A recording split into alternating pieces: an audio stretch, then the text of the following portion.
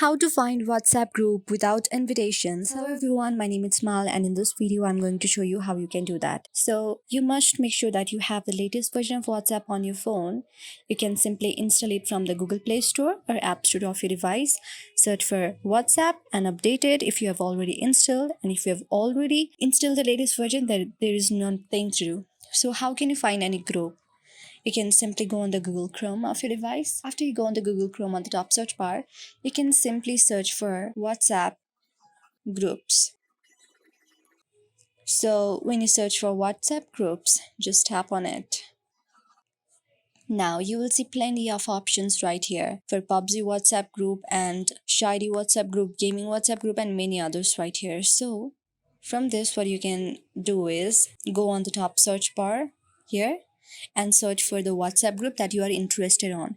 And when you do this, you will find the WhatsApp group that you are looking for. Hope this video helps you. If you like the video, then please do thumbs up and subscribe our channel. Thank you for watching the video.